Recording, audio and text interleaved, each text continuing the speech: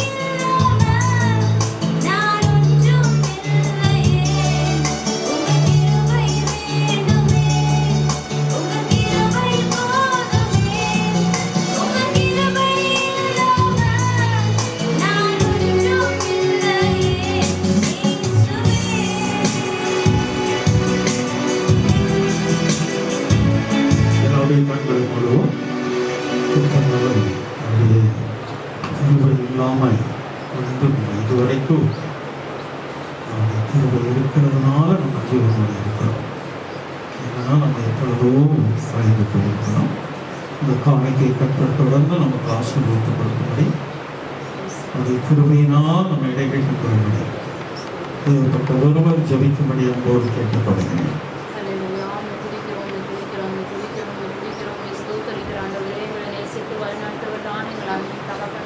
அப்பா, இந்த ஓய்வு நாளுக்காய் நன்றி சொல்லி துதிக்கிறோம். திரும்பமா ஒரு விஷயம் நாங்கள் ஒவ்வொருவரையும் முகமுகமாய் சந்திக்கும்படியான கிருபை தந்திரங்களுக்காய் நன்றி அப்பா, உம்மை ஸ்தோத்தரிக்கிறோம். இதுவரை உடைய கிருபையின்படியா எங்களை வழிநடத்தி வந்த கிருபைக்காய் நன்றி ஆண்டவரே. அப்பா, கொடுத்த இந்த காணிக்கையில உடைய கரம் இருக்கட்டும், நீ நோக்கி பார்த்திருக்கிறீர் ஆண்டவரே. அதுக்கேற்ற பலனை நாங்கள் ஒவ்வொருவரும் அடைந்து கொள்ளும்படியான கிருபை செய்யுங்கப்பா, உம்மை ஸ்தோத்தரிக்கிறேன் ஆண்டவரே. மீதியா இருக்கிற ஒவ்வொரு பகுதியை கொண்டு எங்களோடு கூட பேசுங்க, எங்களோடு கூட உறவாடும்படியா நாங்கள் செபிக்கிறோம். எங்களை ஒப்பு கொடுக்கிறோம், தாழ்த்துகிறோம். பெரிய காரியங்களை செய்யுங்க. எல்லா துதி கன மகிமையெல்லாம் உமக்கே செலுத்தி மீட்பர் ரட்சகருமா இருக்கிற இயேசுவின் நாமத்தை ஜெபிக்கிறேன் ஜீவனோட நல்ல பிதாவே. ஆமென். எல்லாத்தையும் உட்கார்ந்தோம்.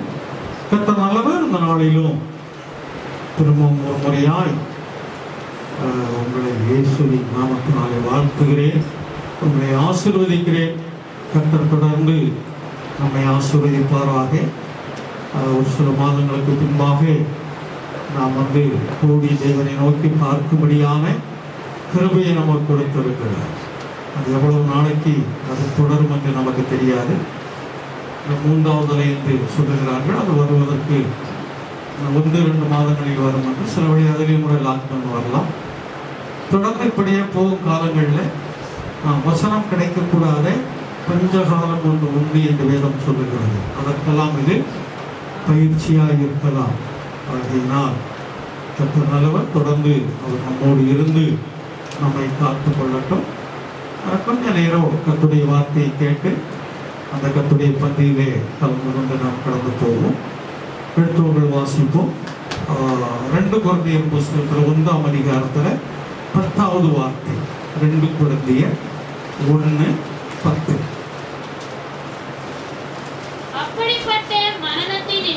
அப்படிப்பட்ட மரணத்தினின்றும் அவர் எங்களை தப்புவித்தார், இப்பொழுதும் தப்புவிக்கிறார், இன்னும் தப்புவிப்பார் என்று அவரை நம்பி இருக்கிறோம். அல்லேலூயா. இதுதான் நம்முடைய விசுவாசம். இதுதான் நம்முடைய விசுவாசம். அவரை எதற்காக நம்பி இருக்கிறோமா? இன்னும் தப்புவிப்பார். இந்த வருஷம் மார்க்குடைய வாக்குத்தத்த வசனம் தப்புவிப்பார். அதை குறித்துக் கொள்ளுங்க. ஏன்னா தப்புவித்தார், தப்புவிக்கிறார், தப்புவிப்பார். 3 காலத்திற்கு உள்ளதான காரியத்தை இதில் சொல்லப்பட்டிருக்கிறது. இந்த 2வது அலையினுடைய தாக்கம் நிறைய ஊழியக்காரருடைய மரணத்தை சந்திக்க வேண்டியது இருந்தது. நிறைய ஊழியக்காரர்கள் 2-3 நாளைக்கு முன்னாடி பாரிஸ்க்கு மவுண்ட் ரோடுக்கு ஒரு காரியமாக போயிருந்தேன். அந்த ஆர்சி சகோதரன் ஒருத்தர் அவரோட பேசிக்கிட்டு இருக்கும்போது ஆர்சியில் ஃபாதர்கள் 100 பேருக்கு மேலே மறிச்சிருக்கிறாங்க பாஸ்டர் அப்படின்னு. ஆர்சியில் இருக்கிற ஃபாதர்கள் டோட்டலாக மற்றபடி இருக்கிற ஊழியர்கள் சொல்லும்போது 120 பேருக்கு மேலே ஊழியக்காரர்கள் சொன்னாங்க. நான் அதிகமாக இருக்கும் என்று நான் சொன்னேன். ஏன்னா அறிமுகமான ஊழியக்காரர்களே நிறைய அந்த தடவை மரணங்கள். அப்படி தெரியாத இடத்துல எத்தனை பேர் மறிச்சிருக்காங்க நமக்கு தெரியும். ஏற்கனவே நான் சொன்னது போல சதுப்புராசம் அவர்கள் போன 29ஆம் தேதி கர்த்தர் நிலத்திரை அடைந்தார். ஒரு மாதமும் இப்போ 2-3-4 நாட்களும் ஆகியிருக்குது. இந்த திங்கக்கிழமை முடிஞ்ச திங்கக்கிழமை போன வருஷம் கூட பக்கத்தில் செய்தி கொடுத்தாங்க. டேவிட் என்ற ஒரு சோதரன் வந்திருந்தார். அவர் மடித்து போனார். அவருக்கு 52 வயது. அவர் கொரோனாவில் சுகர் அதிகமாக இருந்ததுனால டயக்னோசிஸ் பண்ணிக்கிட்டே இருந்திருக்காங்க. அதனால் அவர் மடிப்பதற்கு 1 வாரத்துக்கு முன்னாடியே வீட்டில் எல்லா காரியங்களும் சொல்லிட்டாரு. எதாவது எப்படி பண்ணணும், என்னென்ன சம்பவங்கள் எப்படி இருக்குது, எங்கே இருக்குது அப்படிங்கிற எல்லா டீட்டெயில்ஸும் அவர் முதல்லையே வீட்டுக்கு என்ன செய்திருக்காராம் சொல்லியிருக்காரு. அதனால் நிறைய ஊழியக்காரர்களுடைய நம்மை அவர்களை காட்டிலும் நாம் பரிசுத்தவான் என்று நாம் சொல்ல வரல, அவர்களை காட்டிலும் நாம் நீதிமான் என்று சொல்ல வரல. ஆனால் கர்த்தர் நம் மீது இரக்கம் வைத்திருக்கிறார். பாட்டு பாடும்போது அவருடைய கிருபை நம்ம என்ன செய்திருக்கிறது, இது வரைக்கும் தாங்கி இருக்கிறது, இன்னும் நம்மை தாங்கும். அப்படின்னா இங்க வரும்போது இந்த பவுல் அப்போஸ்தலன் இந்த கொரிந்து சபையாருக்கு இதை சொல்லுகிறார். இந்த கொரிந்து சபையாருக்கு சுமார் ஒரு 4 கடிதங்களை எழுதி இருக்கிறார். இதுல இந்த 2 கடிதங்கள் முக்கியமானது, 1, 2, அதனால இதை சேர்த்திருக்கிறது. இந்த 2வது கடிதம் வந்து தெசலோனிக்கே பட்டணத்துல இருக்கும்போது இது எழுதினதான ஒரு கடிதம். தெசலோனிக்கே பட்டணத்துல இருக்கும்போது கொரிந்து சபையில் இருக்கிற சபைக்கு எழுதினதான ஒரு கடிதம் தான் இது. அதனால அந்த பிராக்கெட்ல பார்த்தீங்கன்னு சொன்னா கொரிந்தியருக்கு எழுதின 2ஆம் நிருபம். நிருபம்னா என்னன்னு தெரியுமா? கடிதம். நிருபம் என்றா உங்களுக்கு எல்லாம் தெரியாதுல்ல? நிருபம் என்றா கடிதம். ஏன்னா நீ கடிதமே கிடையாது. கடிதம்னா என்னன்னு தெரியுமா? முதல்ல கடிதம்னா என்னன்னு தெரியல பாருங்க. எஸ்எம்எஸ்னா என்னன்னு தெரியுமா? இமெயில்னா என்னன்னு தெரியுமா? போஸ்ட்மெயில்னா என்னன்னு தெரியுமா? அதெல்லாம் இன்னைக்கு தெரியும். இமெயில், போஸ்ட்மெயில் எல்லாம் தெரியும். ஆனா கடிதம்னா என்னன்னு இன்னைக்கு இந்த லெட்டர்கள் போக்குவரத்து இல்லை. ஏன்னா அதிகாரப்பூர்வமா டெலகிராம் தந்தியை நிறுத்திட்டாங்க. தந்தின்னு ஒண்ணு இருந்தது, டெலகிராம். எத்தனை பேருக்கு தெரியுமா? உங்களுக்கு எல்லாம் தெரியுமா டெலகிராம்னா? தெரியுமா? உங்களுக்கு தெரியுமாப்பா? தெரியாதுல்ல? அதை நிறுத்திட்டாங்க. இன்னும் இந்த லெட்டரும் எப்ப நிறுத்துவாங்கன்னு தெரியாது. ஏன்னா இன்னைக்கு அதிகமா அந்த கடிதங்களை எழுதக்கூடியவர்கள் யாரும் இல்லை. அதுக்கு பதிலாக அவங்க அந்த வாட்ஸ்அப்லேயோ இல்லை அந்த இன்ஸ்டாகிராமா ஏதோ ஒன்று இருக்குது, எதுலேயே ஒன்று அனுப்பிச்சுக்கிறாங்க. சரி, அது ஒரு பேர். இந்த மனிதன் தெசலோனிக்கே சபையில் இருந்து கொரிந்து சபையாருக்கு கடிதங்களை அவன் எழுதுகிறான். இப்போ தங்களுடைய நிலைமைகளை குறித்து இதை சொல்றான். இந்த 1வது அதிகாரத்துல 1வது வசனத்துல இங்க வாசித்து வந்தீங்கன்னா ஆறுதல் படுத்தக்கூடிய காரியங்களை குறித்து நிறைய சொல்றேன். ஆறுதல் படுத்தக்கூடியதான காரியங்களை குறித்து இந்த மனம் சொல்லி இவர்களுக்கு ஏற்பட்ட உபத்திரவத்துல கர்த்தர் இவர்களை காத்து கொண்டார். அந்த 7வது வசனம் வாசிங்களேன். நீங்கள் எங்களோடு கூட பாடுபடுகிறது போல எங்களோடு கூட ஆறுதலும் அடைகிறீர்கள் என்று நாங்கள் அறிந்து உங்களை குறித்து உறுதியான நம்பிக்கை உள்ளவர்களாய் இருக்கிறோம் அப்படின்னு சொல்லிட்டு அடுத்த வசனத்துல வரும்போது, ஆகையால் சகோதரரே ஆசியாவில் எங்களுக்கு நேரிட்ட உபத்திரவத்தை அறியாதிருக்க ஆமா, எங்களுக்கு நாங்கள் ஆசியா தேசத்துல இருக்கும்போது எங்களுக்கு ஏற்பட்டதான பிரச்சனைகள், எங்களுக்கு ஏற்பட்டதான உபத்திரவங்களை குறித்து நீங்க பேசாம இருக்கிறதுக்கு, நீங்க கேள்விப்படாம இருக்கிறதுக்கு, நீங்க அறிந்து கொள்ளாம இருக்கிறதுக்கு எங்களுக்கு மனசு இல்லை. அப்படி என்றால் இதை நீங்கள் அறிந்து கொள்ள வேண்டும். எங்களுக்கு எந்த அளவுக்கு பாடுகள் வந்தது, எந்த அளவுக்கு எங்களுக்கு பிரச்சனைகள் வந்தது என்பதை நீங்கள் என்ன செய்ய வேண்டும், அறிந்து கொள்ள வேண்டும் என்று சொல்லி கொரிந்து சபையாருக்கு தங்களை குறித்து அங்கே விளக்குகிறார்.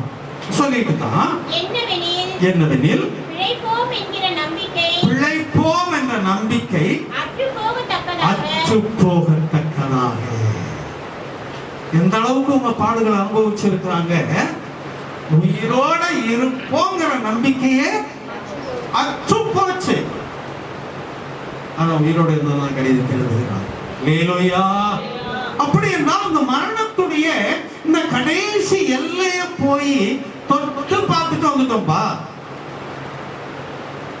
மரணத்துடைய கடைசி எல்லை என்ன என்பதை நாங்கள் தொட்டு பார்த்து வந்து விட்டோம். ஆனால் நான் மறிக்கல, கர்த்தர்களோடு கூட இருந்தார். இதை நீங்கள் அறிந்து கொள்ள வேண்டும் என்பதற்காக உங்களுக்கு அறிவிக்கிறேன் என்று இங்கே கொரிந்து சபையாரை பார்த்து சொல்லுகிறார். ஹல்லேலூயா. கர்த்தர் நல்லவர். தொடர்ந்து வாசிங்க. எங்கள் பலத்திற்கு மிஞ்சின அதிக பாரமான வருத்தம் எங்களுக்கு உண்டாயிற்று. அப்படின்னா நம்ம சொல்றோம்ல, சில நேரம் இந்த வேதனை என்னால தாங்கவே முடியலைங்க, இந்த கொடுமையை என்னால பார்க்கவே முடியலைங்க, எந்த அளவுக்கு நான் வேதனைப்படுறேன், எந்த அளவுக்கு நான் பிரச்சனையில இருக்கிறேன், இதை சொல்லி மாளாது என்று அநேக நேரம் நாம் சொல்றோம் இல்லையா? இதைத்தான் இவங்க எங்க சொல்றாங்க.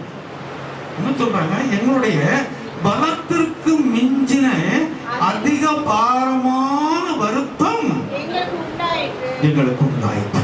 அதை சொல்லிட்டு அடுத்த வசனத்தில் வரும்போது, இதெல்லாம் வரும்போது நாங்க என்ன செய்யல, எப்படியும் உயிர் தப்பிடுவேன் அப்படின்னு நாங்க நினைக்கிறோம். நாங்கள் எங்கள் மீது நம்பிக்கையாயிராமல். ஒரு முக்கியமான ஒரு வார்த்தை. எந்த அளவுக்கு உங்களுக்கு பாரம் இருந்தது, எந்த அளவுக்கு பாதிப்பு இருந்தது என்று சொன்னால், உயிர் பிழைப்போம் என்பதான நிச்சயமற்றவர்களாய் இருந்தார்கள். அதோடு மாத்திரமல்ல, இவருடைய பலத்திற்கு மிகுந்ததான பாரம் இவர்களை அழுத்தினது. இந்த சூழ்நிலையிலும் என்ன சொல்றாங்கன்னா, எங்க மேல நாங்க நம்பிக்கை வைக்கல, எங்களையே நாங்க நம்பிக்கொண்டு இல்லை என்று சொல்லி மரித்தோரை எழுப்புகிற தேவன் மேல் நம்பிக்கையாய் இருக்கத்தக்கதாக மரணம் வரும் என்று நாங்கள் எங்களுக்குள்ளே நிச்சயித்துக் கொண்டோம். எது வந்தாலும் சரி, தேவன் இருக்கிறார், மரித்தோரிலிருந்து உயிரோடு எழுப்பக்கூடியவர் இருக்கிறபடியினால் நம்மை ஒன்றும் செய்ய முடியாது என்று சொல்லி நாங்கள் நிச்சயித்திருக்கிறோம் என்று சொல்லி இந்த மனிதன் இங்கே சொல்லுகிறார். இதை சொல்லிட்டு தான் அடுத்த வசனத்துல வரும்போது, எப்படிப்பட்ட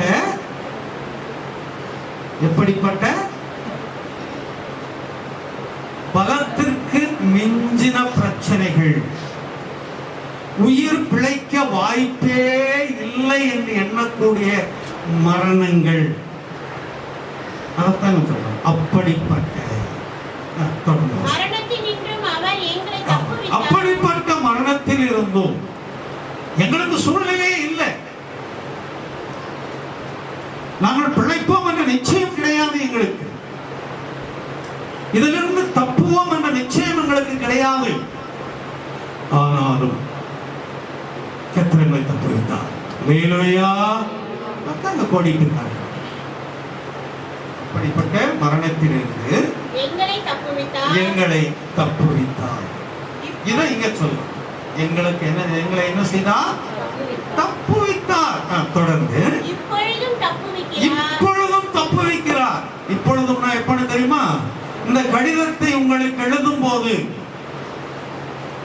எங்களை ஏற்கனவே தப்புவித்தார்ப்பா. ஆசியா கண்டத்தில், ஆசியாவில் இருக்கும்போது, ஆசியா தேசங்கள்ல இருக்கும்போது எங்களுக்கு மரணத்திற்கு ஏதுவான பிழைப்போம் என்ற நிச்சயமற்றதான பல நெருக்கடிகள் எங்களுக்கு வந்தது.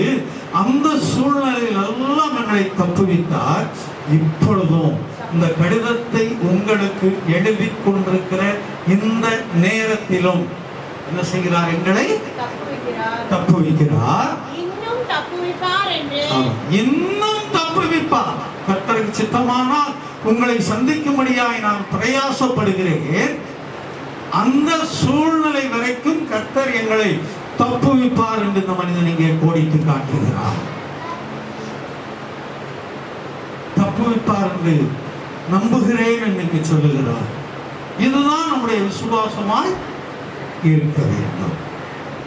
எல்லா சூழ்நிலை அநேகர் இந்த கொரோனா தாக்கத்தினால மருத்துவமனைக்கு போனவர்கள் உண்டு.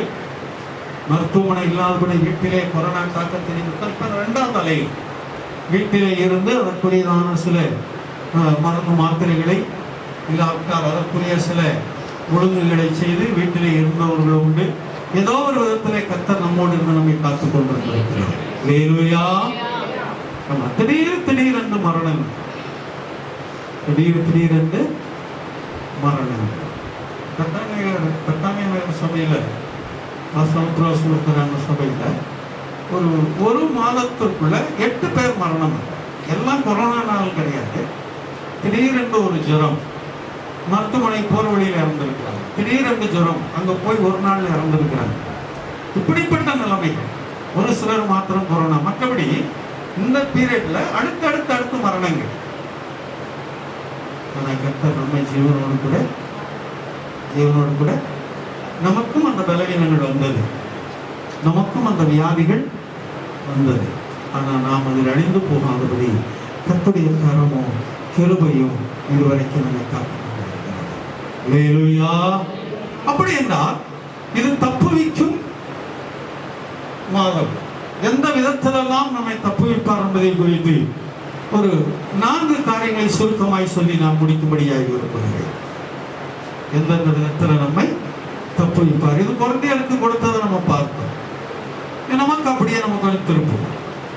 அவர் நம்மை தப்புவிப்பார். முதலாவது சங்கீதங்கள் புஸ்தகத்தில் 91வது சங்கீதத்துல 3வது வசனத்தை வாசிப்போம். அவர் உன்னை வேடனுடைய கண்ணிக்கு தப்புவிப்பார். அல்லேலூயா. முதலாவது அவர் எதிலிருந்து தப்புவிப்பாரா? வேடனுடைய கண்ணிக்கு. வேடன் என்றால் யார்? வேடன் என்றால் யார்? வேட்டையாடுகிறவன். வேட்டையாடுவது என்றால் என்ன? மிருகங்களை கொலை செய்வது. எதற்காக மிருகங்களை கொலை செய்வது? ஒரு ஆகாரத்திற்காக. அது இவர்கள் ஆகாரத்திற்கோ இல்லாவிட்டால் மற்றவர்கள் ஆகாரத்திற்கோ தேவையா அதை செய்வது. இந்த வேடர்கள் எப்படி கொலை செய்வார்கள்? எப்படி கொலை செய்வார்கள்?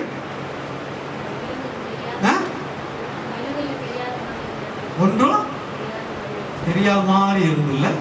ஆமா, மறைந்திருந்து தாக்கக்கூடியவர்கள், மறைந்திருந்து சில மலைகளை விரிக்கக்கூடியவர்கள், நேருக்கு நேராய் நின்று அல்ல. அப்படி என்றால் இங்கு வேடனுடைய வேலை வேடனுடைய கண்ணிக்கும். அவன் யாராய் இருக்கிறான்? மறைந்து தாக்கக்கூடியவனாய் இருக்கிறான். அது அவனுடைய தொழில், அது அவனுடைய தொழில். அவன்கிட்ட போய் இரக்கத்தை பத்தி பேச முடியுமா? இரக்கத்தை பத்தி பேசினா என்ன சொல்லுவான்? அதுக்கு நீ இந்த இடத்துல பேசாதப்பா, இப்போ எதிர்த்து வர்ற ஒரு சிங்கத்தையோ புலியவோ அடிக்க போறேன் நான் நின்று கொண்டிருந்தேன்னா அது என்ன அடிச்சு சாப்பிட்டு போயிடும். இரக்கத்தை பற்றி இங்க பேச முடியாது. இது என்னுடைய தொழில், எனக்குரிய வருமானம், என்னுடைய பிழைப்பு. ஆகையினால் இதை நான் செய்துதான் ஆக வேண்டும் என்று அவன் சொல்லுவான். அதை நான் தவறு என்று சொல்ல முடியாது. நான் என்றால் யாரும் அதை தவறு என்று சொல்ல முடியாது. அப்படி என்றால் இந்த வேடன் என்றால் யார்? மறைந்திருந்து தாக்கக்கூடியவன். ஒன்று மறைந்திருந்து தாக்கக்கூடியவன், இல்லை என்றால் மறைந்திருந்து செயல்படக்கூடியவர்கள். இந்த கண்ணின்னு ஒன்று சொல்லுவாங்க, சுருக்கு கண்ணின்னு சொல்லுவாங்க. அது கோழி போற இடம், பன்னிகை காட்டு பண்ணி போற இடம், எலி போற, இதுல எல்லாம் அதுக்கு தகுந்த மாதிரி ஒண்ணு போட்டு வைப்பாங்க. முதல் நாள் வெறும் ஆகாரங்களை போட்டு வைப்பாங்க. 2வது நாள் அதுக்குள்ள அந்த சுருக்கு கண்ணின்னு போடுவாங்க. அந்த தூக்கு மாட்டு ஒன்று போடுறாங்கன்னு அந்த மாதிரி அதை போட்டு வச்சாச்சுன்னா 2வது நாள் அது மாட்டிக்கும். 2வது நாளோ 3வது நாளாவது மாட்டிக்கொள்ளும். இது அங்கு அந்த வரக்கூடிய அந்த மிருகங்களுக்கு தெரியாதபடி இருக்கக்கூடிய. சிலர் வலை விரிப்பது, வலை விரிக்கிறதுனா அந்த மீன் பிடிக்கிறவங்க வலை மாதிரி சின்ன சைஸுகளில் இருக்கும் வலை, அதை தெரியாம போட்டு அந்த வலையை போட்டு அதுக்கு மேல சில இறைகளை போட்டு போவாங்க. அதை அந்த இறைகளை சாப்பிடும்போது அது மாட்டிக்கணும். இது கண்ணுக்கு தெரியாமல் வைக்கக்கூடிய ஒன்று. இப்படி இந்த கண்ணி விரிக்கிறதுல பல விதங்கள் உண்டு. அதுக்கெல்லாம் ஒரே மாதிரி அது வைக்க மாட்டாங்க. இப்போ யானையை பிடிக்கிறதுக்கு எப்படி கண்ணி வைக்கிறது? பெரிய பள்ளம் எடுத்து, பெரிய பள்ளம், அந்த பள்ளம் எடுத்து அந்த பள்ளத்துக்கு மேல லேசான கட்டைகள் அதை வைத்து மூடி கரெக்டாக அந்த யானைகள் வரக்கூடிய வழிகளில் அதை சாப்பிடக்கூடிய ஆகாரங்கள் அதில் வச்சுருக்கோம். கரும்பு, வாழைப்பழம், இப்படி மூங்கில் எது சாப்பிடுமோ அதை வச்சிருப்பாங்க. இது சாப்பிடும்படியா இந்த யானைகள் வரும்போது அப்படியே உள்ள விடுறது. திரும்ப அதுக்கு வந்து பழக்கப்படுத்தின யானைகளை கொண்டு வந்து அதை மேலே தூக்கி எடுத்து அதை பழக்கப்படுத்து. இப்படி அதற்கு தகுந்தாற் போல அதற்கு என்று சொல்லி அதை வைத்திருப்பார்கள். இங்க வரும்போது வேடனுடைய கண்ணிக்கு நம்மை தப்புவிக்கக்கூடிய ஒரு ஆய் இருக்கிறார். அப்படி என்றால் வேடனுடைய கண்ணி வரும் நமக்கு. இந்த வேதத்தில் அந்த வேடனுடைய கண்ணி மறைந்தது தாக்குவதை குறித்து உங்களுக்கு சொல்லணும்னு சொன்னா, சங்கீதம் 10வது சங்கீதத்தை திருப்பி 8வது வசனத்தை வாசிங்க. சங்கீதம் புத்தகத்துல 10வது சங்கீதம் 8வது வசனம். கிராமங்களில் ஒளிப்பிடங்களிலே பதிவிருந்து என்னன்னு தெரியுமா? மறைந்திருந்து மறைவிடங்களிலே பாருங்க. மறைவிடங்களிலே அதான் பதிவிருந்து மறைவிடங்களிலே குற்றமற்றவனை கொல்லுகிறார். வேடன் உன்னை கொலை செய்யும்படியாய் போகிறான் என்றால், உன்னை பிடிக்கும்படியாய் போகிறான் என்று சொன்னால், அந்த பறவையோ அந்த மிருகமோ இவனுக்கு என்ன தீங்கு செய்தது? ஒரு கோழியை பிடிக்க போறான்னு வச்சுக்கலாம், நமக்கு தெரிஞ்ச மாதிரி இல்லையா? இல்ல ஒரு அணில் பிடிக்க போறான்னு வைங்க. இவனுக்கு அந்த அணிலோ அந்த கோழியோ என்ன தீங்கு செய்தது? ஒன்றும் செய்யவில்லை. ஆனால் இவன் அதை செய்கிறான். இந்த குருவிக்காரன் நடிக்கிறத பார்த்தா தெரியும், நரிக்கு வருவது. அவனுக்கு அந்த அணில் எங்க நிற்குதுன்னு நமக்கு தெரியாது, அவனுக்கு தெரியும். இந்த குருவி கொக்கு எங்க நிற்குது நமக்கு தெரியாது, அவனுக்கு தெரியும். சுற்றி சுற்றி அப்படியே வந்துருப்போம், மரத்தை அப்படியே பார்ப்போம். கீழே எங்கேயா கிடக்கிற ஒரு கல்லை எடுப்பான், அந்த உண்டிக்கோ கவன் கல்லை வச்சு ஒன்று எடுத்து விட்டான், கொப்புன்னு விழுவாங்க. நம்ம விட்டோம்னா அது எங்கேயாவது ஒரு மரத்துல போட்டு திரும்ப நம்ம நெத்தியில விழுந்து நம்ம ரத்தத்தை உடச்சிக்கிட்டு இருக்கோம். ஏன்னா பக்கத்துல போறவங்க மாட்டை உடச்சிக்கிட்டு இருக்கும். அவன் வந்து ஒரே கல் எடுப்பான், கரெக்டா பார்த்து சின்ன பிள்ளைகளிலிருந்து பெரியவங்க வரைக்கும் அந்த மாதிரி தான் அவங்க வச்சுக்கிட்டாங்க. அதை அடிச்சு தூக்கிட்டு போய்கொண்டே இருப்பார்கள். அப்படி என்றால் இது வரும்போது மறைவிடங்களில் பதிவிருந்து மறைவிடங்களிலே அவன் குற்றமற்றவனை கொல்லு. மறைந்திருந்து அவன் தாக்கக்கூடியவன். நேரடியாக இல்லை, நேரடியாக இருந்தால் பிடிக்க முடியாது என்று தெரியும். மறைந்திருந்து தாக்கக்கூடியவன். 9வது வசனத்தை வாசிப்போம். தன் கெபியில் இருக்கிற சிங்கத்தை போல மறைவில் பதிவிருந்து. இந்த சிங்கம் வேட்டையாடும் போது நேரடியாக முதலாவது போகாதாம். அது அதனுடைய குகையில இருக்கும், அது தங்கி இருக்கிற இடத்துல இருக்கும், மறைவிடத்துல இருக்கும். அதற்கு பின்புதான் அது போய் வேட்டையாடும். வேட்டையாடும் போது நேரடியாக போகாது, மறைந்து போய் நின்றுதான் அது தாக்கும். அப்ப இங்க என்ன செய்கிறானா, குகையிலே இருக்கக்கூடியதான சிங்கத்தை போல இல்லையா? தொடர்ந்து வாசம். ஏழையை பிடிக்க பதிவிருந்து, இதுவும் மறைந்திருக்கிறது, இல்லாவிட்டால் பதுங்கி செல்வது. அதான் பதிவிருந்து என்று சொல்லி வாசிங்க தொடர்ந்து. ஏழையை தன் வலைக்குள் இழுத்து, வலைக்குள் இழுத்துனா வலையில மாட்டியாச்சுன்னா திரும்ப வெளியில போக முடியாது, கஷ்டம். அது ஒன்னும் வலையை கிழிக்கணும், இல்ல வலையில அவன் எப்பொழுது விடுவிக்கிறானோ அப்பொழுதுதான் வெளியிலே போக முடியும், அது வரைக்கும் போக முடியாது. அதைத்தான் இங்க கோடிட்டு சொல்லப்பட்டிருக்கிறது. வலையிலே இழுத்து பிடித்துக் கொள்ளுகிறான் அப்படின்னு சொல்லி 10வது வசனம். திக்கற்றவர்கள் தன் பலவான்களுடைய கையில் விழும்படி பதுங்கி கிடக்கிறார் அப்படின்னு சொல்லி வாசம். அப்படின்னா இந்த வசனத்தின்படி அந்த வேடனுடைய கண்ணிக்கும் என்றால் வேடன் யாரா இருக்கிறான் என்று சொன்னால், மறைந்திருந்து வலையை விரிக்கக்கூடியவன், மறைந்திருந்து தாக்கக்கூடியவன், மறைந்திருந்து பிடித்து கொள்ளக்கூடியவன். இவன் தான் அங்கே அந்த வேடனாய் இருக்கிறார். இந்த வேடன் யார் என்பதை குறித்து பார்த்தோம்னு சொன்னா, அவன் பிசாசானவனாய் இருக்கிறான் என்று சொல்லி வேதம் சொல்லுகிறார். அவன் யார்? பிசாசானவனாய் இருக்கிறான் அப்படின்னு சொல்லி வேதம்.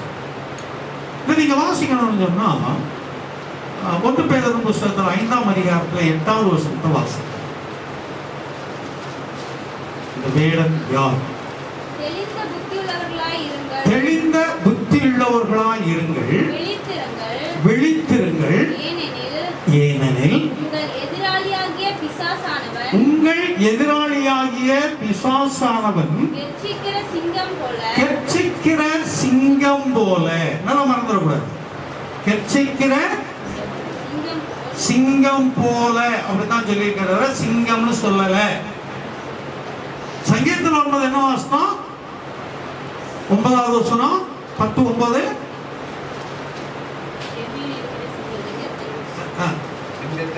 சிங்கத்தை போல.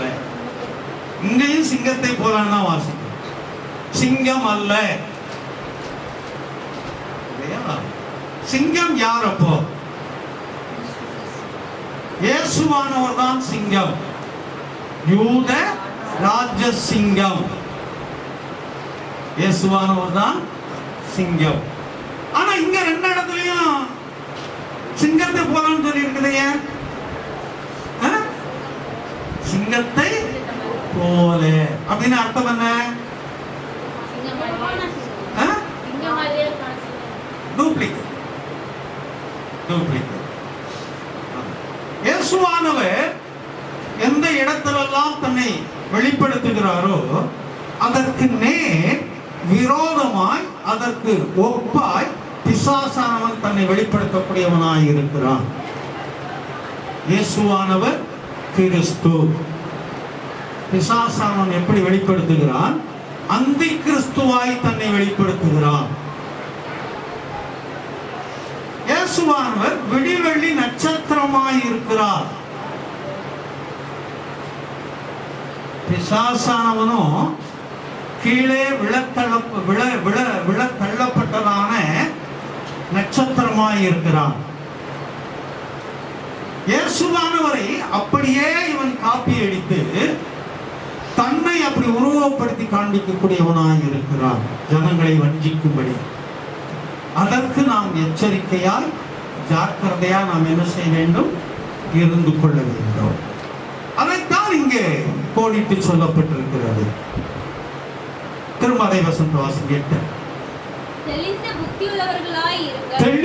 புத்தியுள்ளவர்களாய் இருங்கள். இது யாருக்கு யார் சொல்றது தெரியுமா? பேதுரு பொதுவாய் எழுதக்கூடிய ஒரு நிருபம். இந்த 1ஆம் அதிகாரத்தில் மேல உள்ள வாசிங்க. பொதுவான நிருபம். இது யாருக்குன்னு எழுதல, எந்த சபைக்குன்னு எழுதல, அன்றைக்கு இருந்ததான விசுவாசிகளுக்கு எழுதப்பட்ட ஒன்று இது. அன்றைக்கு இருந்ததான எல்லா சபைகளை சார்ந்த விசுவாசிகளுக்கும் சொல்லப்பட்டதான ஒரு காரியம் இது. இது நமக்கும் சொந்தம். அதனால இங்க வரும்போது என்ன சொல்றாரு அப்படின்னு சொன்னா, இப்ப 5:8 வாசம். தெளிந்த புத்தியுள்ளவர்களாய் இருங்கள். அப்ப இதுவரைக்கும் நீ எப்படி இல்ல? தெளிந்த புத்தி இல்ல. தெளிந்த புத்தி என்றால் என்ன?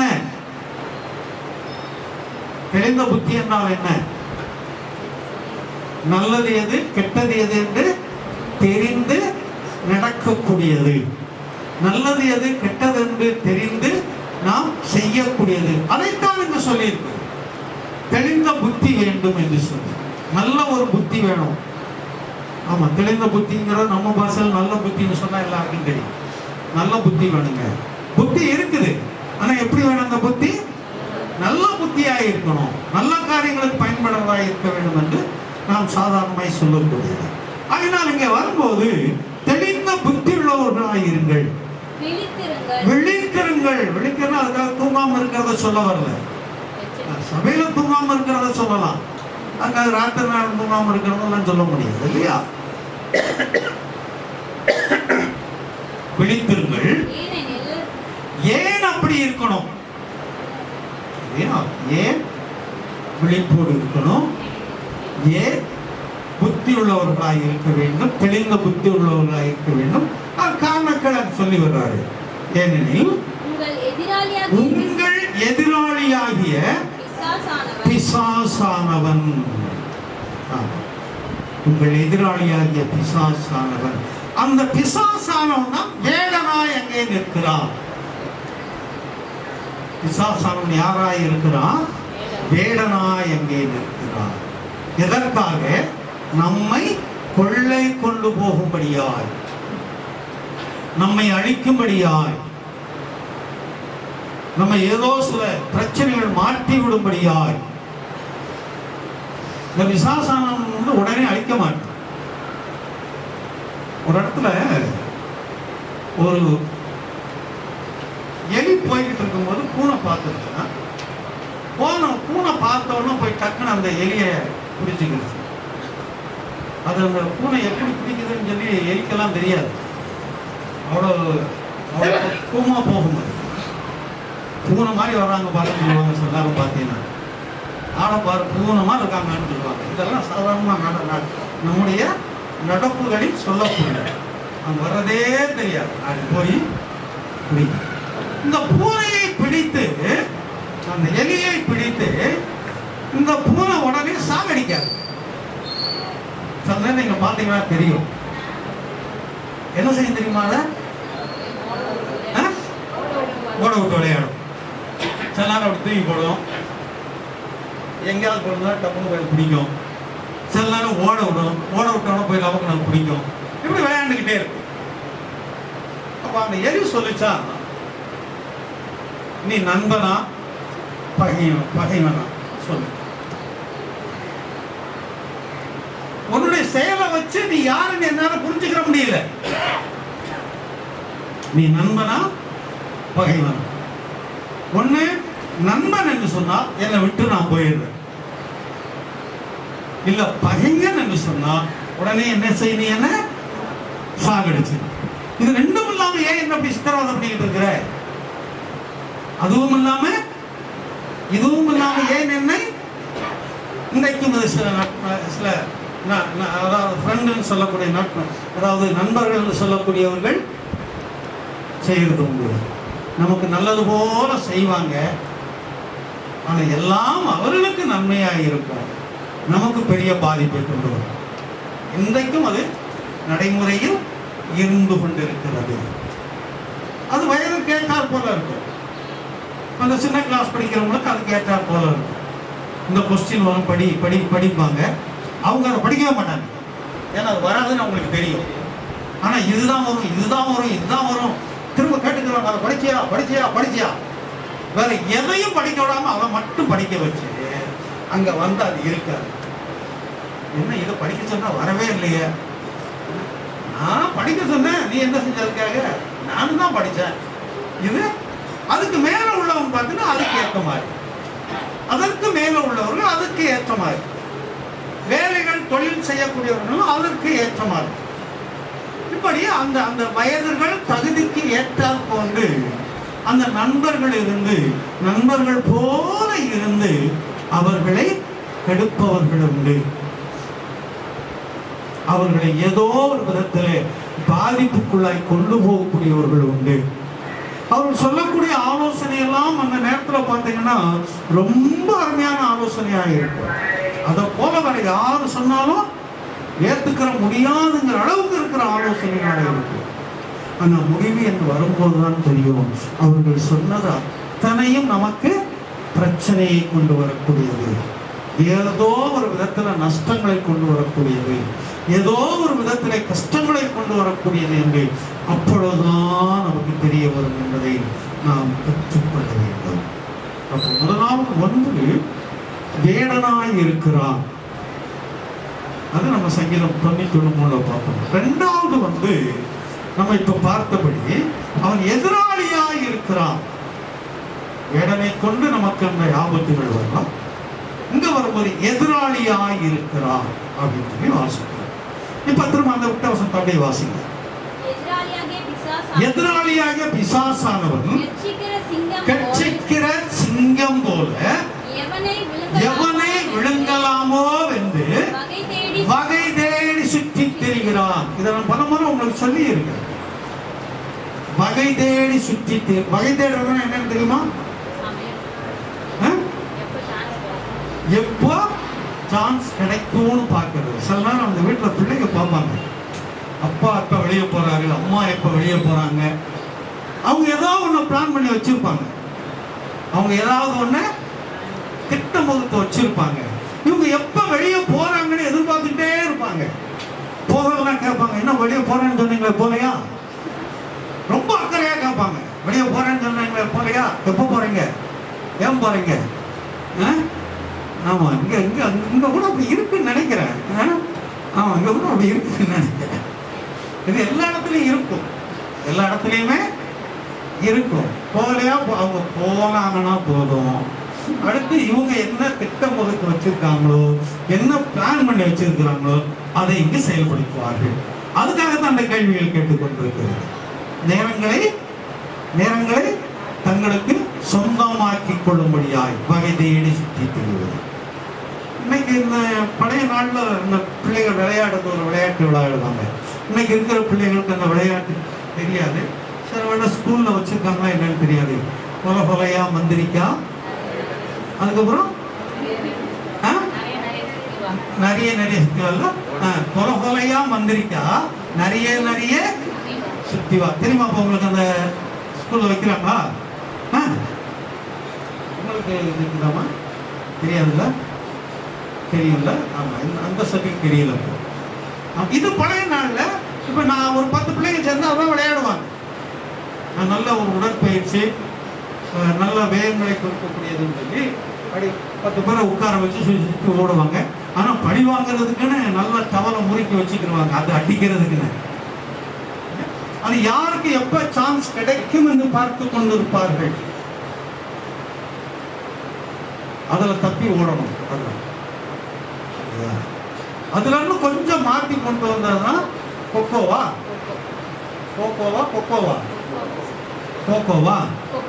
ஆமா, கோகோ அது ஏதோ ஒண்ணு. அதுல இருந்து கொஞ்சம் மாறுபட்டது. இது வேற ஒண்ணு இல்ல. இதுல வந்து கையில தான் அடிப்பாங்க, பலோர்னு அடிப்பாங்க, முதுகு வீங்கி போற மாதிரி. அது தவறுல நல்லா முறுக்கி வச்சிருப்பாங்க, டயர் மாதிரி, அதை வச்சு அடிப்பாங்க. அது ரவுண்டா உட்கார்ந்து இருப்பாங்க. இது ஒரு ஆள் விட்டு ஒரு ஆள் விட்டு தெரியாத ஒண்ணு. அப்படின்னா அந்த நேரங்களை எதிர்பார்த்து கொண்டு இருக்கிறார்கள், சமயங்களை எதிர்பார்த்து கொண்டு இருக்கிறார்கள்.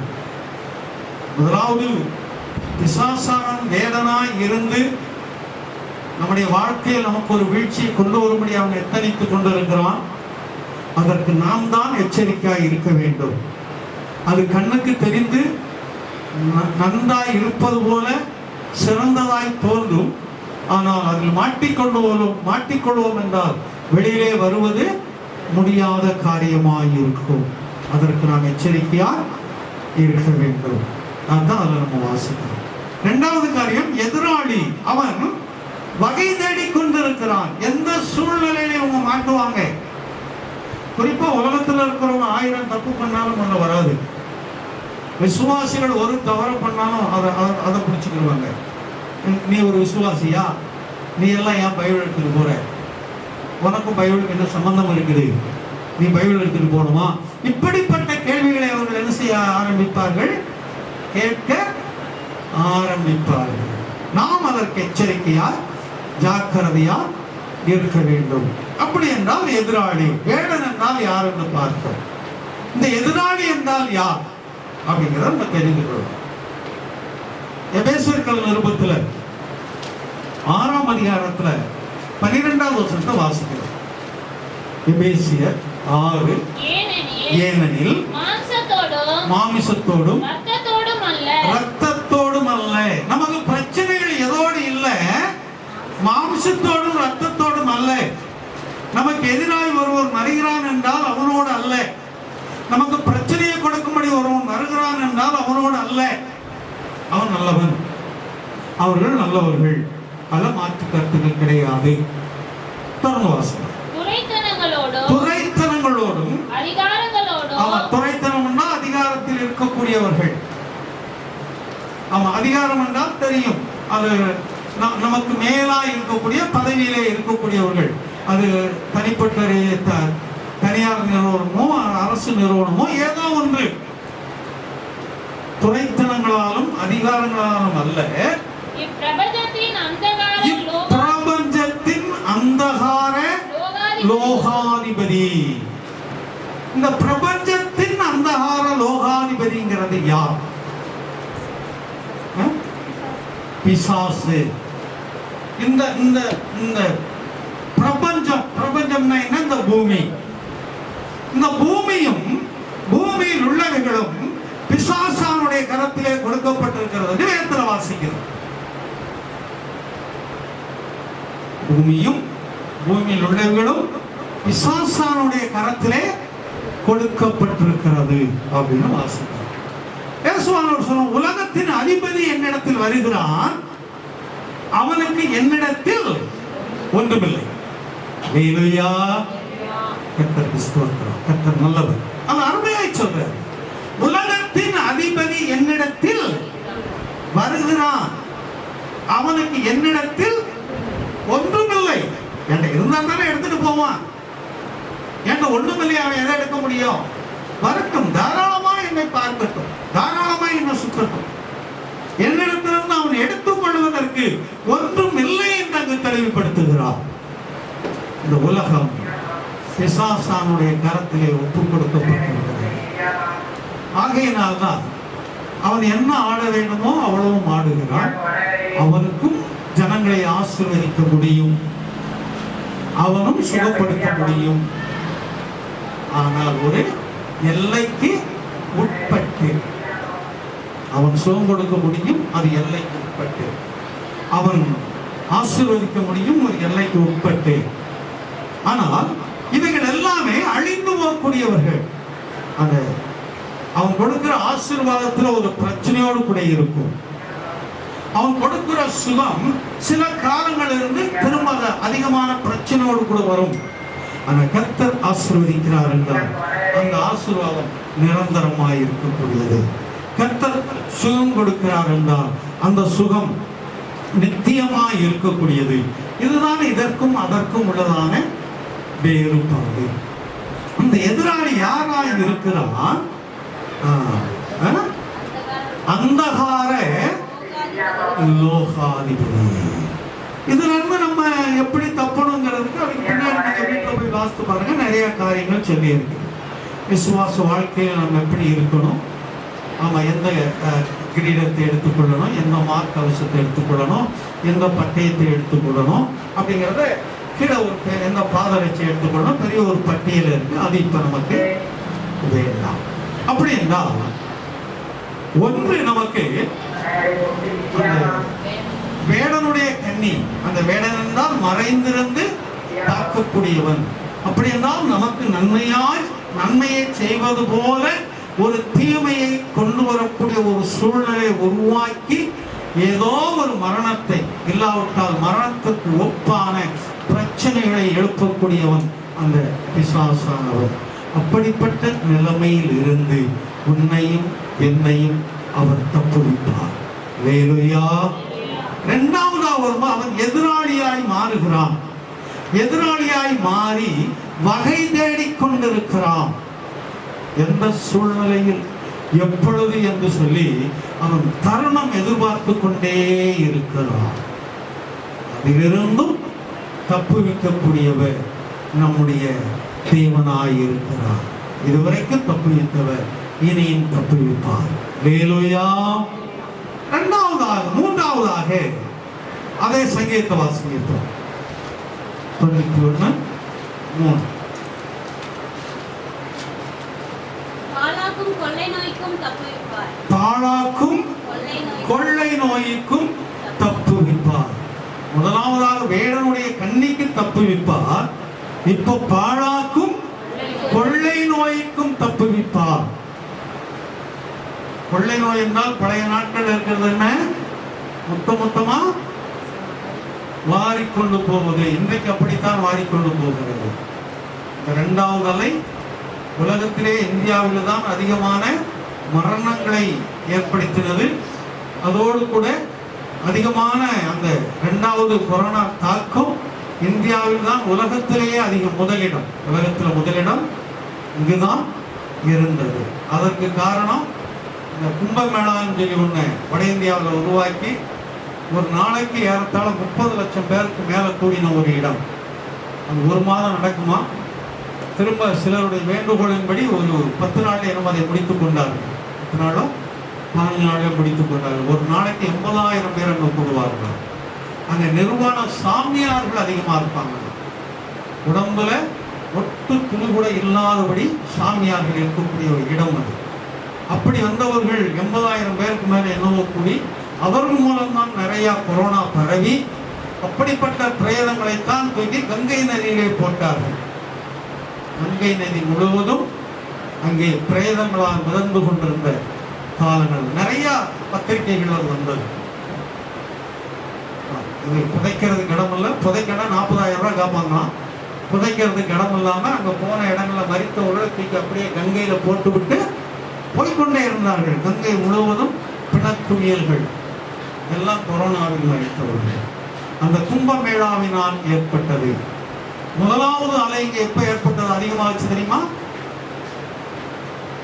குஜராத்துக்கு ட்ரம்ப கொண்டு வந்தது போது, குஜராத்துக்கு ட்ரம்ப கொண்டு வந்தது நிமித்தம் கொரோனா அதிகமாகிடுச்சு. இப்ப 2வது அலை எப்படி அதிகமாகிடுச்சு தெரியுமா? அந்த கிறிஸ்தவர்கள் அந்த குருத்தோல பவனி போகக்கூடாதுன்ட்டாங்க. அதுல கொரோனா பரவிடும் சொல்லி இஸ்லாமிய சகோதரர்கள் அவங்களுக்கு அந்த ரமலான் மாதம், ரமலான் பண்டிகை நீங்க கொண்டாடக்கூடாது, அப்படி கொண்டாடும் போது கொரோனா உருவாயிருந்தாங்க. இதெல்லாம் ஆங்காங்க செய்யக்கூடியது. இதெல்லாம் விட்டுட்டு ஒரு நாளைக்கு அவங்க 30 லட்சம் பேர் 40 லட்சம் பேர் அதாவது 80 லட்சம் பேர் வரை கூடுவார்களாம் ஒரு நாளைக்கு. அப்படி கூடக்கூடிய இடத்தை கும்பமேளாவை திறந்து விட்டு அது நிமித்தம் பரவுனதான் கம்ப்ளீட்டா எல்லாம் அந்த கொரோனா. 2வது அலை. 3வது அலைக்கு என்ன எதிர்பார்த்துக்கிட்டு இருக்காங்களோ தெரியாது, எதை திறந்து விடுறதுன்னு சொல்லி வரும்போது பாழாக்கும் கொள்ளை நோய். கொள்ளை நோய்னு சொல்லி இருக்கலாம், கொள்ளை நோய் என்று சொல்லி இருக்கலாம். அதுல பாழாக்கும் ஒரு வார்த்தையை சொல்லி இருக்கு. பாலானா நல்லது, பாலாச்சுன்னா அதை கொதிக்க வச்சு டீயாவது போட்டு குடிச்சிடலாம். பாலாச்சுன்னா என்ன செய்ய முடியும்? டீயை போட்டு இல்லை சர்க்கரையை போட்டு கொதிக்க விடலாம். பாழாச்சுன்னா என்ன செய்ய முடியும்? பாழாக்கும். பாழாக்குறதுனா என்ன?